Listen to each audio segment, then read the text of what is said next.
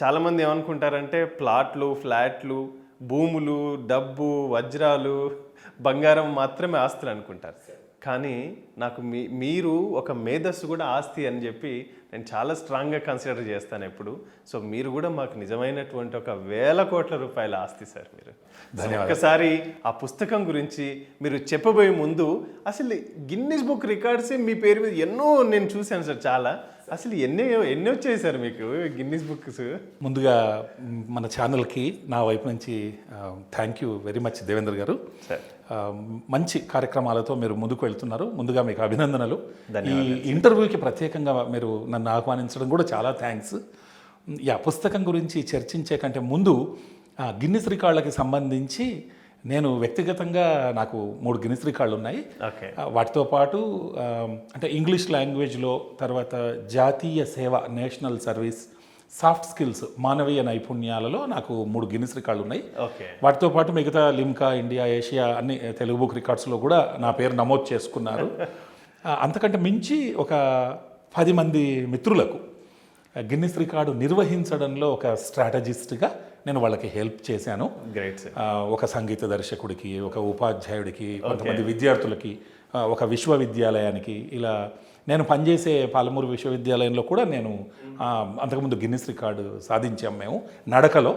తర్వాత నేను మళ్ళీ నా అంటే వ్యక్తిగత కారణాల వల్ల రాజీనామా చేసి బయటకు వచ్చి ఇప్పుడు ఒక ఫ్రీలాన్సర్గా ఉన్నాను.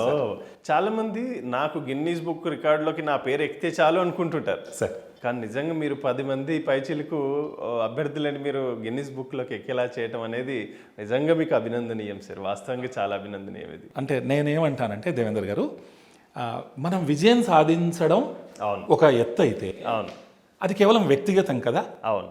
అసలైనటువంటి విజయం ఎప్పుడంటే ఇతరులను విజయ తీరాలకు చేర్చడంలో మనం గనక తోడ్పాటును అందించగలిగితే అసలు దాన్ని మించిన విజయం ఇంకేది ఉంటుంది? ఆనందం, విజయం. అసలు కాబట్టి గెలవటం ఒక గెలుపు కాగా గెలిపించటం సిసలైన విజయం. So thank you so much. Wonderful sir. Invaluable invocation. Yes. అసలు ఏంటి సార్ ఇది? ఒక అద్భుతం. నిజంగా పదం వింటుంటేనే ఒక ఏమంటారు పయాస్గా ఉంది. ఒక్కసారి ఆ బుక్ గురించి చెప్పండి. బాగుంది. అన్ ఇన్వాల్యుబుల్ ఇన్వొకేషన్. ఇన్వాల్యుబుల్ అమూల్యమైన, ఇన్వొకేషన్ ప్రార్థన, ఓ అమూల్యమైన ప్రార్థన. అయితే ఈ పుస్తకం మీరు అన్నట్టుగా 316 పేజీలలో ఉండే ఒక సంబోధనాత్మక భావగీతం. ఇంగ్లీష్లో దీన్ని ODE, ఓడ్ అంటాం, అంటే పోయమ్ ఆఫ్ అడ్రస్. ఈ పద్యాన్ని దైవానికి, దైవ సమానులైన మానవాళికి ఎంతో వినయంగా ఇది ఆలపించిన ఒక ప్రార్థన. అంటే విశ్వశాంతిని కోరుతూ ప్రపంచంలో ఉండే ప్రతి ఒక్కరిని ఆ శాంతి వైపు చైతన్యవంతులను చేస్తూ మనందరం ఈ భూమి మీద ఉండే ప్రతి ఒక్కరం భూమిని భూతల స్వర్గం చెయ్యగల సమర్థులం.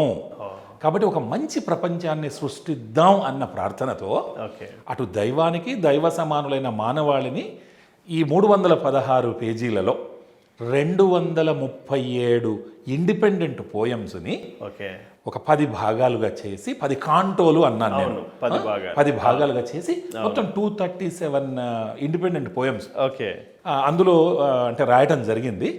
అంటే ఇప్పుడు సమకాలీన ప్రపంచంలో మనం ఎదుర్కొంటున్న సమస్యలను వివరిస్తూ ప్రతి పద్యంలో ఒక సమస్యను వివరించి దానికి ఒక పరిష్కార మార్గాన్ని ఒక కవిగా సూచిస్తూ అన్ని ఇంటర్ కనెక్టెడ్గా ప్రతి పద్యం గ్లోబల్ పీస్ని దాని యొక్క ప్రాధాన్యతను చెబుతూ అటువైపు అందరినీ మోటివేట్ చేస్తుంది దేవేంద్ర గారు. Great sir.